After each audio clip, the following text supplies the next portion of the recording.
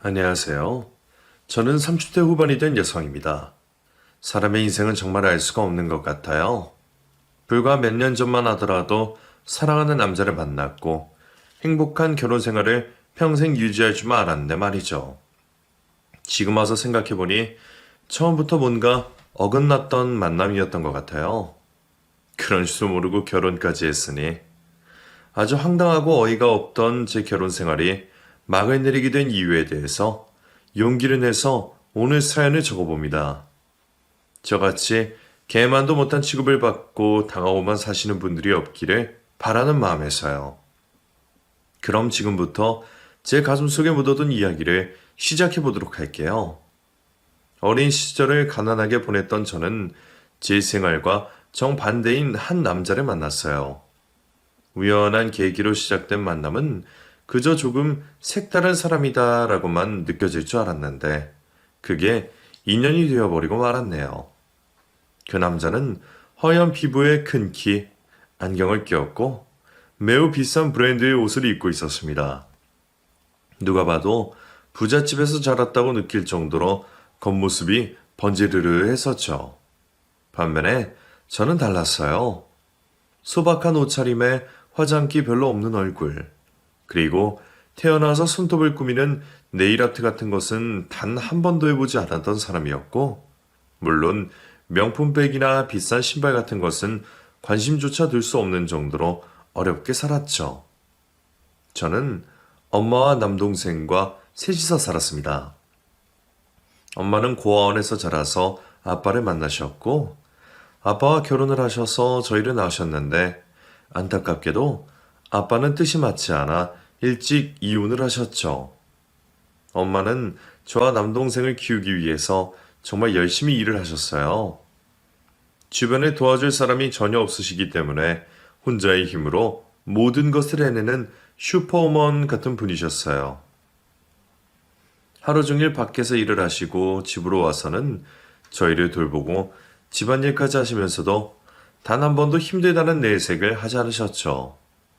언제나 힘이 넘쳤고 강인한 분이셔서 저희 엄마는 늘 그런 사람인 줄로만 알고 지냈답니다. 그런 엄마는 제가 성인이 되고 딱 한 번 눈물을 보이신 적이 있었어요. 함께 TV 프로그램을 시청하는데 부모 없이 혼자 살아가던 사람의 이야기가 나왔었거든요. 예전에는 그렇지 않으셨었는데 그날은 훌쩍훌쩍 눈물을 글썽이시더니 급기야는 엉엉 소리까지 내시면서 눈물을 흘리셨죠. 엄마는 많이 힘들다고 하셨어요. 그동안 정말 많이 힘들었고 자신도 분명히 누군가의 자식일 텐데 이런 자신을 버려둔 부모도 원망스럽다면서요. 그런 엄마의 모습은 태어나서 처음 봤었습니다. 너무 낯선 모습에 당황하긴 했지만 그런 엄마를 도와드리고 싶어 이제라도 부모님을 찾는 것을 적극적으로 해보라고 말씀드렸죠. 엄마, 요즘은 잃어버린 가족 찾는 시스템도 잘 되어 있다고 하던데 엄마도 한번 해보지 않을래요? 아니야, 난 싫어.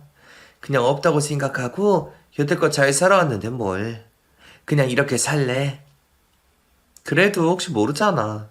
그분들도 엄마를 어떤 이유에서 고아원에 보냈는지도 모르고 혹시 찾고 계실지도 모르는 거니까. 미운 마음이 더 커질까봐 솔직히 엄마는 조금 두렵다. 이대로가 좋은 것 같아, 나는. 괜히 지금보다 더 미운 마음 들어서 나를 낳아준 사람들을 평생 싫어하게 되고 싶지는 않거든. 엄마는 부모님을 찾자는 저의 말에 망설이셨습니다. 낳아주신 분이라서 평생을 그리워하긴 하지만 혹시라도 찾은 후에도 자신을 보고 싶지 않아 할 것이 두렵다는 말씀까지도 하셨죠. 어떻게도 엄마의 마음을 되돌릴 수는 없었기에 그저 한동안 잊고 시간은 흘러갔어요. 엄마는 저를 안정적인 직장에서 평생 근무할 수 있는 것이 좋다고 하셨고 저 역시도 엄마의 뜻을 따라 공무원 시험을 준비했어요. 지방에 있는 대학을 졸업하고 혼자 온라인 강의를 듣고 문제집을 풀면서 시험 대비를 했죠. 남들은 비싼 공무원 학원도 다니고 한다지만 그때 남동생이 학교에 다니고 있었고 제 생활비도 벌어야 했기에 알바까지 하면서 준비를 했습니다. 그렇게 2년을 준비한 끝에 저는 구급 공무원에 합격을 하게 되었고 그날 엄마는 저를 꼭 안아주시면서 매우 좋아하셨어요. 엄마가 너무 힘들게 살았기 때문에 저는 남들한테 무시당하지 않고 안정적인 직장을 가지고 평생을 살았으면 좋겠다는 말씀을 하시는데 그동안 엄마가 얼마나 힘들게 사셨는지 알 수가 있었죠. 저는 원래 성격이 할 말 다 하는 스타일이에요. 집안 환경이 내세울 것은 없었지만 그렇다고 제가 자신감 없이 생활할 이유는 없잖아요. 누가 뭐라고 하면 꼭 받아쳤고 억울한 일을 당하면 절대로 가만히 있지 않았습니다. 학창 시절에도 그랬고 성인이 된 후에도 그렇게 살아갔었죠. 가끔 회사 내에서 성차별적인 발언을 하시거나 고아가 어쩌고 저쩌고 하면서 비하하는 말을 하시는 분이 계시면 예의를 갖추면서 말을 하기도 했었어요. 그것 때문에 조금 처음에는 이미지가 나빠지기도 했었지만요. 그래도 제가 성격도 싹싹하고 어른들에 대한 공경도 잘하는 편이기 때문에 몇 년을 같이 일하면서 좋은 이미지로 받아주시더라고요. 그렇게 공무원 생활 4년째에 접어들었을 때 요즘 한 남자를 만나게 되었습니다. 고깃집에서 친구들과 함께 고기를 먹고 나오는데 계산대에서 저희가 먹지도 않은 고깃값을 추가로 받는 거예요. 또 이런 불의를 보면 못 참는 성격이라 제가 아주 강력하게 항의를 했고 결국 계산을 하는 알바생과 큰 소리로 싸움까지 일어나게 되었어요. 저는 사정을 오라고 소리소리 지르고 있었는데 제 뒤에서 어떤 남자가 톡톡 치더라고요. 저기요, 이거 추가금이 얼마예요? 제가 내드릴 테니까 좀 조용히 좀 해주실래요? 뭐라고요? 제가 지금 돈이 없어서 이러는 줄 아세요? 그런 건 아니고요. 저는 좀 조용하게 먹고 싶은데 계속 시끄럽게 하시니까 제 시간이 방해가 되었어요. 원하시면 제가 그쪽 테이블에서 드신 거 다 내드릴 수도 있으니까 제발 그냥 가주세요. 나 참 기가 막혀서. 뭐 이런 사람이 다 있어요. 제 일은 제가 알아서 할 테니까 그쪽은 신경 끄시고 고기나 드시죠? 돈이 아주 많으셔서 쓸 곳이 없으신가 본데 그럼 불우이웃이나 좀 도와주셨냐죠. 저는 이렇게 부당한 대우를 받고는 그냥 못 넘어가요. 이 고깃집에도 화가 많이 났는데 그쪽 행동 때문에 더 기분이 나쁘네요. 허여멀건하게 생긴 키 큰 남자가 제게 하는 말은 정말 황당했어요. 돈이 많아도 얼마나 많은 건지 자기가 대신 내줄 테니 제발 조용히 해달라고 하는데 얼마나 기가 막히던지요. 그 말을 듣고도 저는 끝까지 남아서 잘못된 것을 바로잡았고 결국 고깃집 사장의 사과로 끝이 났어요. 마무리를 하고 집으로 돌아가는데 밖에서 아까 그 남자가 저를 부르더라고요. 저기요, 저 해결은 잘 되었어요? 네, 잘 됐어요. 아까 시끄러워서 그냥 나가실 줄 알았는데 계속 계셨나 봐요? 아, 뭐, 네. 더 할 말 없으시면 이만 가보겠습니다. 무언가 할 말이 있는 듯한 그 남자를 뒤로 하고 저는 저의 갈 길을 갔어요. 그로부터 며칠이 지난 후 제가 근무하는 곳에 그 남자가 왔더라고요. 저는 구급 공무원으로 구청에서 일을 하고 있었거든요. 물론 저를 만나러 온 것은 아니었고 볼 일이 있어서 찾아왔는데 저를 발견하고는 굉장히 반갑게 인사를 하는 거예요. 어? 그때 혹시 그분? 여기서 근무하세요? 저 기억나죠? 네? 아, 네네. 여기는 어쩐 일로 오셨어요? 볼 일이 있어서 왔어요. 어, 박수진 씨구나. 이름이 잘 어울리시네요. 이렇게 만난 김에 저희 점심이나 같이 먹을래요? 그 남자는 갑자기 점심을 함께 하자고 하더군요. 사실 저는 그 남자에게 특별히 좋은 감정이 없었는지라 밥을 함께 먹고 싶진 않았는데 이상하게 그날따라 점심을 함께 먹게 되었어요. 저 밥 혼자 먹는 거 진짜 싫어하는데 오늘 잘 됐네요. 수진 씨 아니었으면 밥 혼자 먹었을 거예요. 혼자 먹는 게 뭐 어때서요? 저는 일 바쁘면 혼자 가서 후딱 먹고 오는 일이 허다한데요, 뭐. 근데 이 낮 시간에 밖에 나와 계신 걸 보니 시간 여유가 많으신가 봐요? 아, 지금 회사 이직 준비를 좀 하고 있어서요. 사람이 한 곳에서 평생 근무할 수는 없잖아요. 아버지도 안 계시고 엄마 혼자 계시는데 제가 아무래도 더 좋은 직장에서 근무해야 엄마도 모실 수 있고 그래서요. 어머, 그러셨구나. 참 좋은 아드님이시네요. 이 남자의 의외의 말에 사람이 다시 보이긴 하더라고요. 더군다나 저희 엄마처럼 혼자 계시다고 하니 더더욱 그러했고요. 이날 둘이 설렁탕 한 그릇씩 먹고 커피까지 마시면서 별의별 이야기를 다 했던 것 같아요. 사람은 정말 신기해요. 평소에 가까운 친구들한테도 잘 얘기하지 못한 것들을 처음 식사 자리를 함께한 사람에게 말하니 말이에요. 날씨도 좋고 음식도 맛있고 모든 것이 참으로 괜찮은 날들이었답니다. 그리고 그 후에도 시간이 한가하다고 하던 그 남자는 몇 번이나 제가 근무하는 곳으로 찾아왔고 꽤 괜찮은 시간들을 보냈어요. 제가 남자에게 이토록 많이 빠져있던 적은 아마 그때가 처음인 것 같아요. 그전에도 2명 정도의 남자를 만나보긴 했었지만 그때는 그저 친구 같은 느낌이 더 많았었거든요. 긴 피부에 안경을 낀 이 남자는 옷도 잘 입었고 차도 좋았습니다. 물질적인 것을 중요하게 생각하지 않던 저도 이런 남자와 함께 있으니 왠지 기분은 좋더라고요.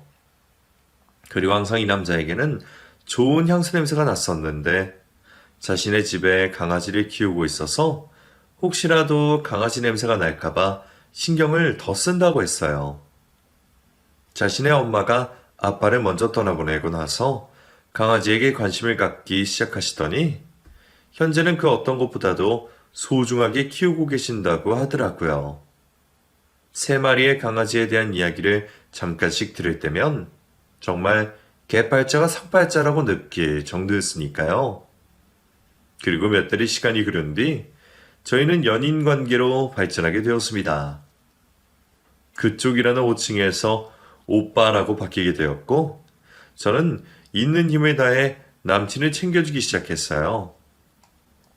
어린 시절부터 남동생을 챙기던 습관이 있어서 그런지 제가 사랑하는 남자에 대한 마음은 그 누구보다 컸던 것 같아요. 그 남자는 이런 저의 챙김이 좋았던지 제가 챙겨줄 때마다 기분이 좋다고 했었어요. 너무 고맙다, 수진아. 우리 아빠 돌아가시고 나 많이 힘들었는데 이렇게 네 덕분에 마음이 많이 안정된 것 같아. 오래전에 돌아가셨어도 마음속에 허전함이 아직 있거든. 정말? 다행이야. 내가 오빠한테 도움이 되는 사람이라니. 나도 우리 아빠의 빈자리에 많이 힘들어서 오빠 마음 누구보다 잘 알아. 우리 앞으로 서로의 아픔을 챙겨주면서 예쁘게 살아가자. 그럼 세상 누구보다 나는 너를 많이 아껴줄 거야. 그러니까 앞으로 그 어느 누구한테도 가지 말고 내 옆에만 꼭 붙어 있어. 알았지? 남친과 저는 뜨거운 사랑을 나누게 되었어요. 그런데 시간이 흐를수록 남친은 결정장애 같은 것이 있다는 걸 알게 되었지 뭐예요.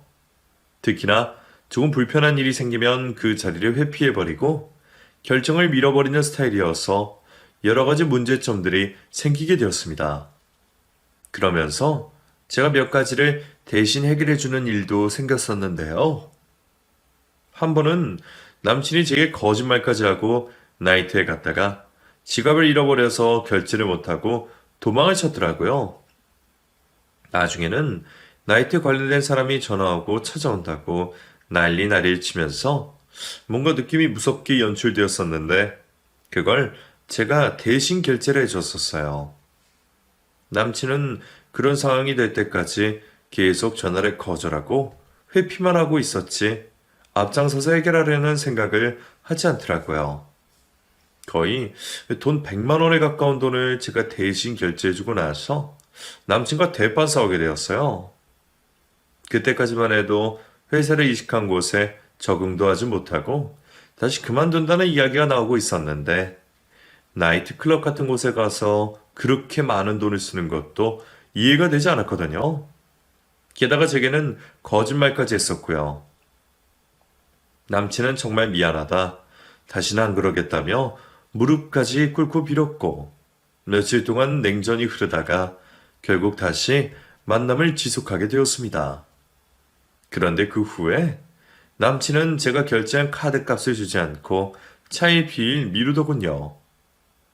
저기 수진아, 오빠가 이번 달은 좀 힘들고 다음 달부터 나눠서 주면 안 될까? 지금 조금 상황이 그래서 말이야. 나도 당장 그 카드값 나오면 힘든데. 왜, 오빠 무슨 일 있어? 아니, 그건 아니고 사실 지난주에 회사를 그만뒀거든. 근데 지금 우리 집에 민키가 아파서 수술대에서 돈도 많이 깨지고 강아지 유치원도 보내야 되고 정말 힘들어서 그래. 뭐? 강아지들한테 꼭 그렇게까지 해야 돼? 오빠 회사도 지금 안 다니는데. 그리고 오빠 차도 좀 바꿔. 그 차 너무 유지비도 비싸고 그런 거 아니야? 외제차도 나 잘 모르지만 오빠 지금 사정도 잘 안 좋으니 조금 저렴한 국산차를 타는 게 좋을 것 같아서. 야, 그건 안 돼. 체면이 있지. 내가 어떻게 외제차를 타다가 다시 국산차를 타냐? 그건 싫어. 절대 안 돼. 남친은 자신의 집 강아지와 자신의 차에 돈이 많이 들어간다며 정작 제게 빌린 돈은 차일피일 미루더군요. 그러더니 몇 달이 지나도 제대로 돈도 주지 않았고 오히려 제게 동정심을 유발했어요. 오빠가 너무 힘들다. 엄마도 아빠 돌아가시고 힘들어하시고 나도 아직 그렇고 올해도 이게 그렇네. 뭐가 잘 안 되고 그러니까 내 편 없는 것 같고 회사도 다 나를 이해 안 해주는 것 같고 수진아 너만은 이 오빠 떠나면 안 돼. 어? 제발 내 옆에 있어줘. 그때까지만 해도 저는 남친이 좀 안 됐다는 생각을 했어요. 특히나 술을 먹고 자신의 지난 가정사 이야기를 하는데 눈물까지 핑 돌 정도였거든요. 남친 집은 예전에 굉장히 부유하게 잘 살았었는데 아버지가 돌아가시고 나서 형편이 많이 어려워졌다고 하더군요. 남친 어머님은 슬픔을 이기지 못하고 한동안 약에 의존하며 살았고 일도 잘 못하는 상황이 되어 강아지에만 집착을 하게 되었다는데 얼마나 가슴이 아팠겠어요. 그런 말만 고지곳대로 다 믿어버렸고 저는 빌려준 카드값도 잊어버린 채 급기야는 결혼까지 생각하게 되었습니다. 결혼을 위해 남친의 집에 인사를 드리러 갔을 때 남친의 집에는 3마리의 강아지와 어머니가 함께 계셨어요. 어머니는 한눈에 보기에도 강아지를 엄청나게 사랑하시는 분이셨고 또 고급스러운 옷차림과 고운 화장을 하고 계셨습니다. 그러면서 자신이 예전에 살았던 집과 누렸던 부에 대해서 말씀하시며 조금 저를 무시하는 듯한 발언도 하셨었는데 그때는 그냥 그러려니 했던 것 같아요. 지금 생각해보면 정신을 바짝 차리고 있었더라면 절대로 결혼까지 하지도 않았을 텐데 말이죠. 남친 어머님은 제가 사들고 간 과일 상자를 보시면서 말씀하셨죠. 요새 누가 이런 걸 먹어요? 나는 애플망고 좋아해요. 이런 건 우리 아가들도 못 주는데. 아, 그래도 이거 저희 동네 과일집에서 가장 맛있는 걸로 골라왔어요. 그러니까 동네가 어떤지 알겠네요? 나는 백화점 수의과일만 먹던 버릇이 있어서요. 미안해요, 아가씨. 우리 아가들 유치원 갈 때 보내야겠어요. 이렇게라도 해야 아가씨가 사온 보람이 있을 것 같아서. 근데 아가들이 누구예요? 아, 우리 집 아가들 여기 있잖아요. 우리 아가들. 이놈들 때문에 내가 요즘 웃는답니다. 남친의 어머니가 말씀하신 아가들은 바로 강아지 3마리였어요. 온통 집안을 휘젓고 돌아다니던 강아지들이 저는 솔직히 별로 보기 좋지는 않았지만 남친 어머니가 그렇게 아끼시니 할 말이 없더라고요. 강아지들에게는 고급스러운 옷과 심지어 목걸이까지 하고 있는 것을 보니 정말 팔자가 좋은 개들인가 보다 하고 말았죠. 아무튼 남친의 어머님과의 그 첫 만남은 많이 별로였어요. 특히나 개들에게 그렇게나 많이 투자를 하는 건 더욱 별로였고요. 남친 역시 저희 엄마와 동생을 만난 첫날 조금 불편하다는 말을 하더군요. 너무 돈을 아끼는 거 아니냐. 예비사이가 왔는데 음식이 너무 그렇다는 등의 말을 했었는데 그 말 때문에 저희는 또 거의 일주일간을 말도 하지 않고 냉전으로 지내기도 했습니다. 하지만 사랑이라는 콩깍지가 씌어지다 보니 저희는 어쩔 수 없이 결혼까지 하기에 이르렀어요. 결혼을 하면서 정확하게 알게 된 건 남친의 집이 생각보다 경제적인 능력이 없다는 점이었는데요.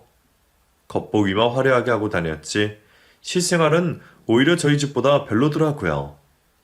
그동안 돌아가신 남친 아버님이 모아두신 돈은 놀고 먹으면서 펑펑 써대서 거의 남아나질 않았고 명품이고 외제차고 사면서 관리비가 모자라 카드 대출까지 받아놓은 상태였습니다.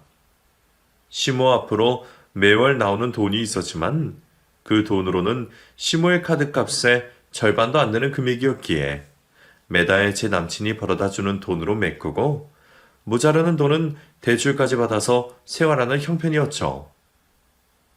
이렇다 보니 신혼집을 구하는 건 너무 어려웠었어요. 친정엄마는 어떻게든 돈을 조금 마련해 볼 테니 작은 집이라도 구해서 신혼살림을 차리라고 하셨지만 남친과 예비 시모의 생각은 조금 달랐어요. 외동아들 달랑 하나 있는데 나가서 살게 되면 너무 외로워서 미쳐버릴 것 같다고 하면서 돈 모아서 집을 장만할 때까지 딱 3년 정도만 함께 살자고 하셨죠. 거기서 저는 엄청나게 고민을 많이 했는데 결국에는 딱 3년만 참고 함께 살기로 했습니다.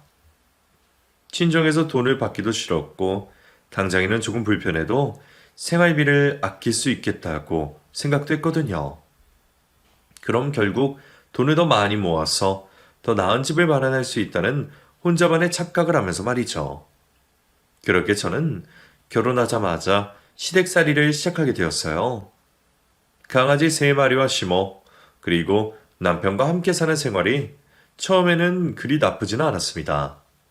시모는 자신의 여동생 집에 놀러도 자주 다니셨고 저도 출근했었는지라 집안에는 많이 관심이 없었고요.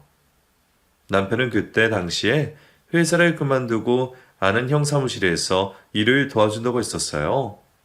사업을 하는 형인데 이미지가 별로 좋지 않아 제가 싫어했었는데 그래도 어떡해요. 당장에 남편이 노는 것보다는 나았으니까요. 저는 언제나 그랬듯 열심히 일을 하면서 돈을 벌었고 생활비 명목으로 돈을 달라시던 시모에게 매월 꼬박꼬박 생활비를 드렸습니다. 거기에 가족 카드를 만들어 남편에게 주었고 그 카드 값은 제가 다 갚아나갔죠. 제 월급이 많지는 않았지만 저는 최대한 아껴 쓰면서 집안을 위해 최선을 다하면서 살았어요. 그런데 시모와 남편은 그렇지 않은 것 같더라고요. 여전히 보기 좋은 옷들을 쇼핑하셨고 강아지들에게 매월 엄청 많은 돈을 투자하면서 제게 돈이 모자르다는 말씀을 많이 하셨어요. 특히나 강아지들의 생일을 기념한다며 케이크와 목걸이까지 사달라고 하는 시모의 말에 저는 많이 황당했어요. 어머님, 지금 저희 형편에 이건 좀 아닌 것 같아요. 제가 버는 돈도 한계가 있고, 이번 달 카드값도. 예. 너 지금 무슨 애가 그렇게 정이 없냐? 우리 아가들은 매년 이렇게 해줬다? 사람이 돈이 있을 때도 있고, 없을 때도 있는 거지. 너처럼 팍팍하게 살면 되니? 우리 아가들이 울겠다, 얘. 어쩐 사람이 그러니? 제 말은 그런 뜻이 아니라요. 어차피 강아지들은 먹는 사료도 따로 있고, 또 목걸이는 저도 잘 안 사는 거라, 그런 걸 사기가 좀 그랬어요. 강아지 키운다고 다 이렇게 하진 않아요, 어머님. 제 친구들도 그렇고요. 뭐가 어째? 너 지금 시애미를 가르치는 거니? 공모 좀 하니까 아주 시애미가 우습게 보이는구나. 어쩜 애가 그렇게 버르장머리가 없을까? 됐다, 됐어. 너 같은 애한테 더 이상 말해 뭐하니? 남들이 들으면 뭐 엄청나게 돈도 많이 벌고 대단한 며느리인 줄 알겠네. 참나. 그래서 역시 사람은 자라온 환경이 중요한 거야. 지질이 궁상 떨며 사니 이런 게 이해가 될 리가 있나?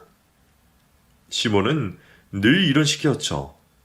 자기 강아지들에게 더 못해줘서 안달이 나는 그런 사람이었어요. 그러면서 돈 벌어서 생활비 보태주고 자기 아들 카드값까지 내주는 며느리는 안중에도 없더군요.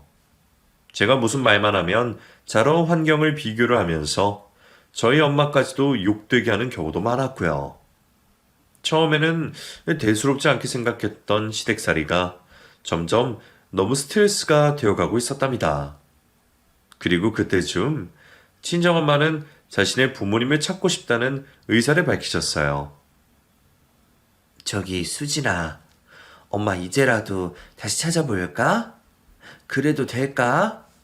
더 이상 나이 늙으면 만나고 싶어도 못 만날까 싶어서. 그래, 엄마. 좋은 생각이야. 나중에 다 돌아가시고 나서 후회하지 말고 지금 찾아봐요. 내가 도와줄게. 분명히 좋으신 분들이실 거예요. 응? 그래. 그럼 우리 딸이 좀 도와줘. 설사 나를 정말 버렸다고 해도 이제는 만나고 싶구나. 미워하지 않을 거야, 절대로. 엄마의 말에 저는 진문부터 등록하고 기관에 찾아가 여러 도움을 받았어요. 엄마가 계셨던 고아원에 계셨던 선생님도 찾아서 수소문을 해보았고 경찰에도 신고를 해놓았습니다. 워낙 오래된 일이라 쉽게 찾을 거라는 기대도 하지 않고 그렇게 1년이 넘는 시간은 흘러만 갔어요.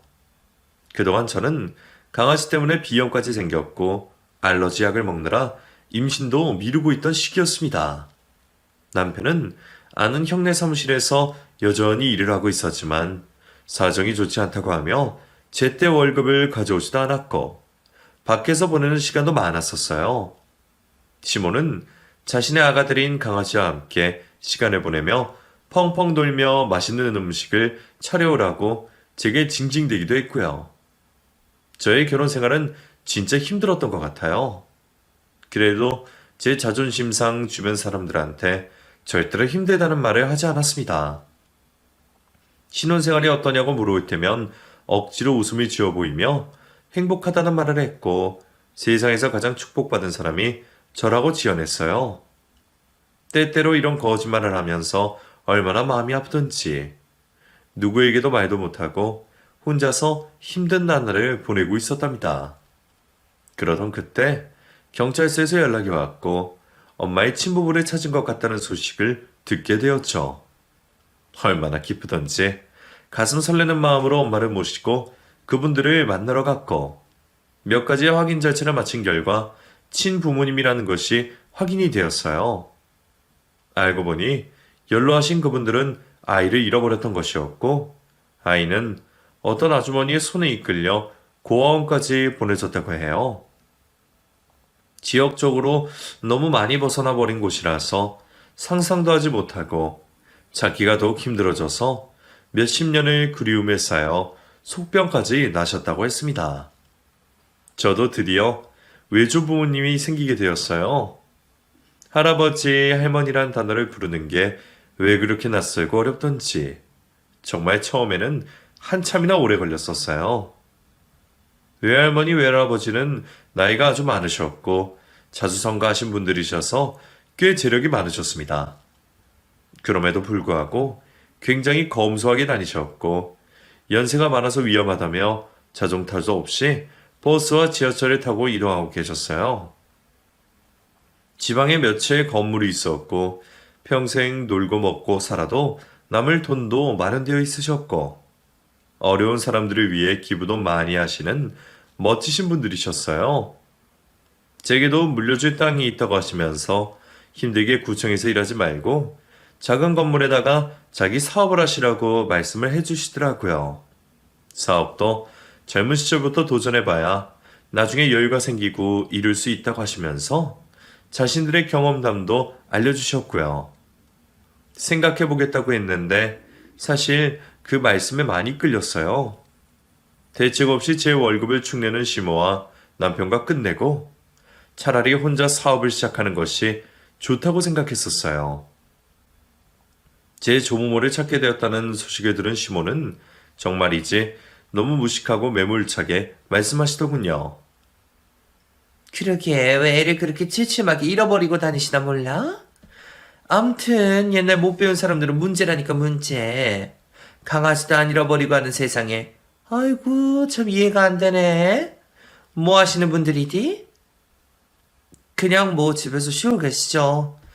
연세가 많으셔서 일을 하지는 못하시고요. 으이그 또 그 두 노인네들 혹시라도 아파서 병원이라도 가면 돈만 깨지겠구만.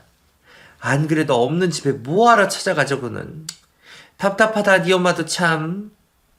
무슨 말씀을 그렇게 하세요. 이제라도 부모님을 찾아서 천만 다행이죠. 너무 감사할 일이잖아요. 세상에 태어나게 해주신 분들이신데. 그리고 그렇게 병원비를 걱정할 만큼 어려운 형편도 아니세요. 또 말드랍한다 또. 노인네들이 있어봐야 얼마나 있겠어. 딱 자기들 먹고 살 만큼만 있겠지. 너는 시엠이 가르칠 생각 그만하고 가서 우리 아가들 밥이나 줘라. 물도 좀 갈아주고 아가들 대변 패드도 확인해보고. 알았냐?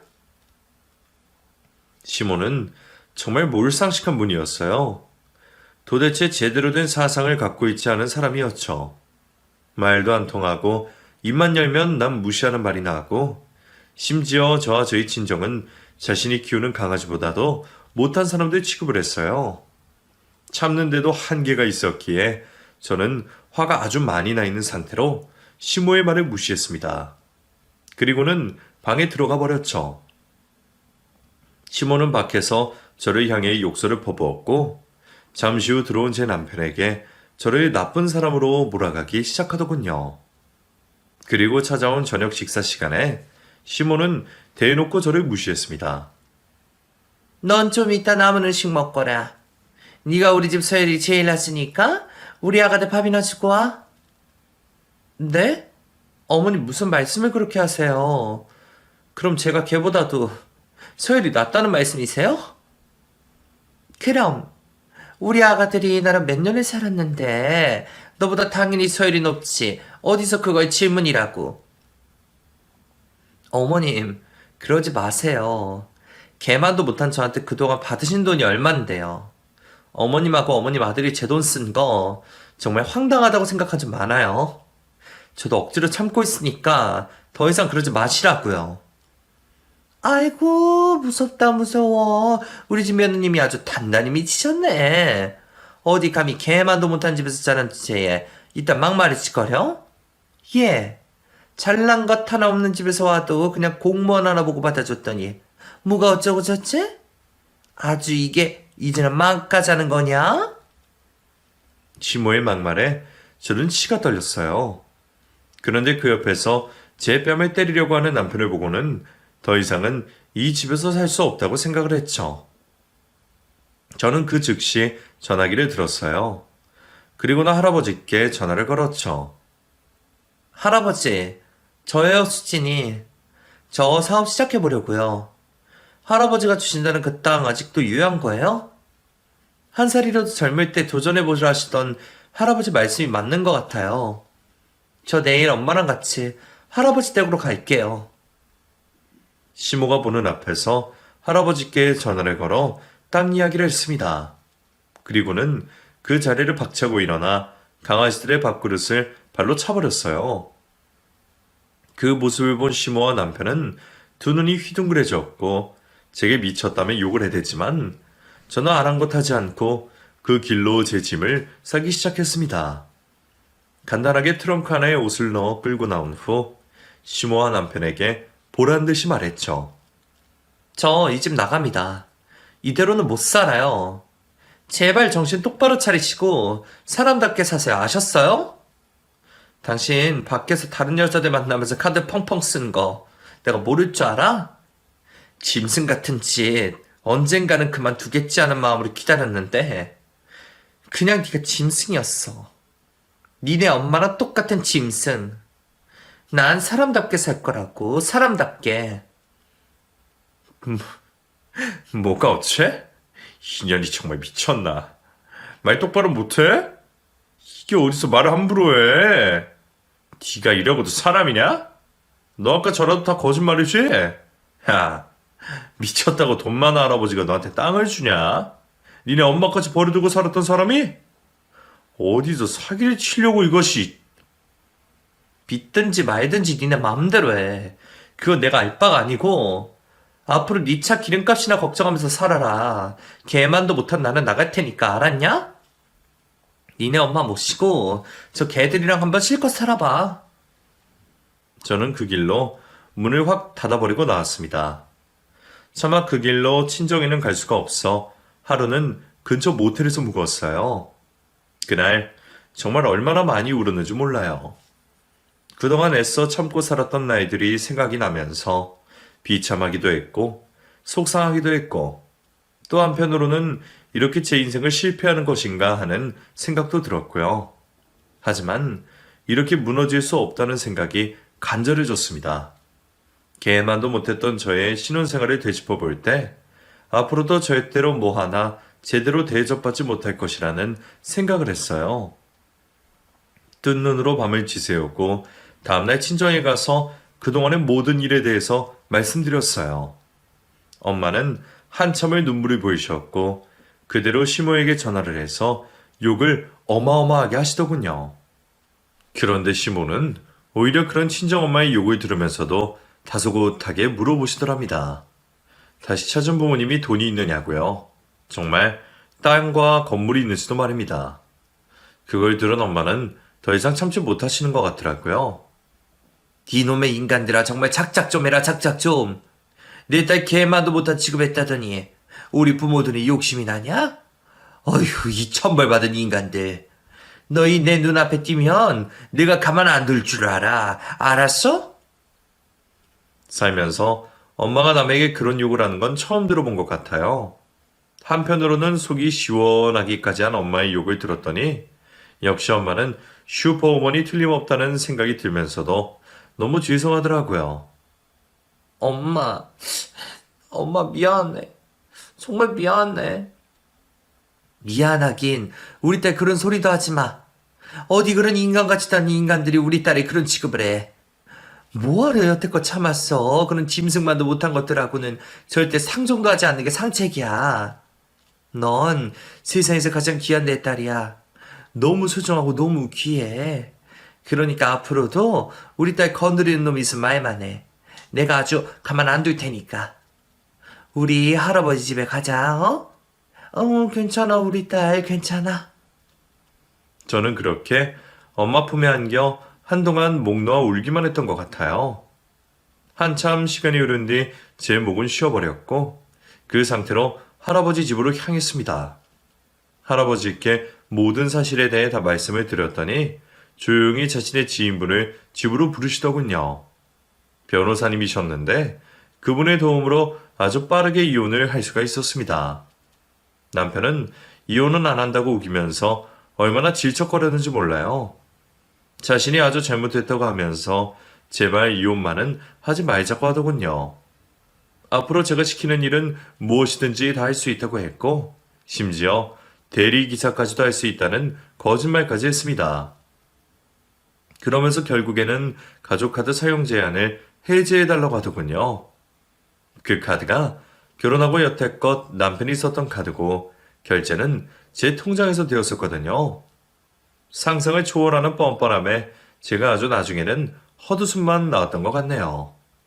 아마 남편은 저를 사랑한다기보다 제가 벌어다 준 돈으로 자기 엄마와 자신이 살아갔던 것이 아까웠던 모양이에요. 어떻게 이런 인간을 만나 여기까지 오게 된 거죠? 끝까지 지저분하게 소송으로 번지게 된 이혼은 결국 잘 마무리가 되었고 저는 그 후로 다니던 직장을 그만두고 정말 할아버지가 갖고 계신 땅이 있는 곳 옆으로 이사를 왔습니다. 지방 소도시였지만 사람들이 꽤 많이 있는 곳이라 어떤 일을 해도 되겠거니 싶었어요. 그리고 할아버지의 도움을 받아 땅의 일부를 팔았고 그 돈의 대출까지 더해서 작은 건물을 지었어요. 그동안 저는 여러 가지 사업을 구상했고 천연 비누와 향초 등을 만드는 기술을 배우게 되었죠. 건물을 다 짓고 나서 1층에 있는 작은 곳에 저의 가게를 냈고 그 주변 문화센터의 강의까지 운 좋게 나갈 수 있었습니다. 주변보다 조금 저렴하게 내놓은 시세 덕분에 건물에 있는 상가들은 모두 재빠르게 공실 없이 임차인이 나타났고 저도 특유의 싹싹한 성격으로 꽤 많은 수강생들을 맞이할 수 있었어요. 그러는 동안 남편이란 작자는 몇 번이나 제게 연락을 해와서 만나자고 했었지만 저는 단 한 번도 만나지 않았습니다. 할 말이 있다고 만나자던 남편의 전화를 거절하니 어떻게 알고 제가 있는 곳까지 찾아왔더라고요. 수진아, 진짜 여기 서네. 깜짝이야. 여기 어떻게 알고 왔어? 너 예전에 다니던 직장에 찾아가서 사정사정 했지. 잘 지내고 있구나. 이거 정말 네 거야? 그게 무슨 상관이야. 당신이랑 전혀 관계없는 일이고 난 할 말도 없어. 그러니까 당장 돌아가. 그래도 우리가 함께한 세월이 있는데 너무 매몰차게 그러지 마. 우리 진짜 오랜만에 만났잖아. 나 커피 한 잔만 사주라. 여기 꽤 먼 곳까지 오느라 힘들었어. 저는 어쩔 수 없이 전 남편에게 커피를 한 잔 사주었어요. 잠깐이지만 마주 앉아있던 그 시간이 얼마나 어색하고 불편했는지 모르겠어요. 우물쭈물 뭔가를 말하려다 망설이던 남편은 결국 제게 본색을 드러내게 된답니다. 저기, 나 돈 좀 빌려주면 안 되냐? 아니면 그때 그 가족카드 그것 좀 다시 살려줄 수 없을까? 어? 지금 좀 내가 회사가 힘들어서 그래. 우리 엄마도 몸이 안 좋으시고 우리 강아지도 그렇고 네가 조금만 도와주면 이 은혜 잊지 않을게. 내가 꼭 갚을게. 뭐? 이 얘기하려고 온 거냐? 너 정말 대단하다. 어쩜 이렇게 염치가 없냐? 어쩜 이렇게. 이 정도일 줄은 몰랐다, 정말. 당장 돌아가. 그리고 다시는 나 찾아오지 마. 나 카드도 끊겼단 말이야. 당장 돌아갈 기름값도 없고. 진짜 내가 오죽하면 이러겠냐. 나 원래 이런 놈 아닌 거 알잖아. 내가 내 시계랑 옷이라도 팔아서 줄게. 당신도 알잖아. 내 거 더 비싼 거. 그러니까 당장 몇 달만 좀 쓰자. 제발 부탁해. 당신랑 할아버지 잘 만나서 날로 이 건물 다 먹은 거 아니야. 세상에 불공평해도 너무 불공평하잖아. 가졌으면 좀 베풀어봐. 이런 미친 인간 같으니라고. 야, 네가 나랑 만나면서 써댄 돈만 해도 몇천 원 좋긴 없겠다. 진작에 네 차랑 명품들 팔아서 썼어야지. 니네 아버지가 남기고 가신 거 흥청망청 다 써대더니 이제는 이혼한 전부인 찾아와서 돈을 구걸하냐? 자존심도 없냐? 차라리 길 가는 사람한테 구걸을 해라, 이 그지 같은 놈아. 다시 한번 나 찾아오면 그때는 경찰 부를 거야, 알겠어? 자리를 박차고 일어나는 제게 남편은 큰 소리로 욕설까지 해대더군요. 말도 안 되는 저주를 퍼붓더니 제가 무슨 개만도 못한 인성을 갖고 있다는 둥. 진짜 그날은 생각만 해도 끔찍한 날이었습니다. 남편은 그 후로도 몇 번이나 연락이 왔었고 급기야 10억까지 카드값을 빌려달라며 문자를 보내셨더군요. 그 문자를 보고 어찌나 황당하던지 너무 기가 막혀서 그때부터는 전화번호까지 바꾸게 되었네요. 다행히도 그 후로는 다시 찾아오지 않아요. 뭘 먹고 사는지 알고 싶지도 않지만 들려오는 소문에 의하면 외제차도 팔고 살던 집도 팔아서 작은 빌라에서 엄마와 단 둘이 지내고 있다고 하더군요. 세상에 다양한 사람들이 있다고는 하지만 제가 만난 두 사람은 정말 신기했던 것 같네요. 그래도 그런 사람들을 겪어보니 다른 사람들을 대할 때 한결 여유가 생겨졌어요. 가끔 말도 안 되는 억지를 부리는 사람도 있지만 아주 여유롭게 잘 처리해 나가고 있답니다. 제가 자리를 잡아놓은 이곳에 최근 엄마도 함께 이사를 오셨어요. 남은 여생은 낯설지만 이 지역에서 저와 함께 살고 싶다고 하셨거든요. 할아버지, 할머니께서도 이곳에서 멀지 않은 곳에 계시기 때문에 가족끼리 다 같이 자주 만날 수 있답니다. 가끔씩 식사 자리에서 동생이 물어봐요. 제 전 남편이 아직도 귀찮게 하느냐고요. 자기가 만나면 가만두지 않겠다면서 연락이 오면 알려달라고 하더군요. 가족의 힘이란 참 위대한 것 같아요. 저는 이토록 저를 사랑해주고 보호해주는 가족이 있기에 하루하루를 행복하게 살고 있습니다. 여러분들도 지금 곁에 있는 가족들과 함께 행복한 나날을 보내시길 바라요. 저처럼 개만도 못한 취급을 당하고 무시당하고 계시다면 지금 당장 그 인연은 끝내시는 것이 정답이라고 알려드리며 이 글을 마치겠습니다. 끝까지 들어주셔서 감사해요.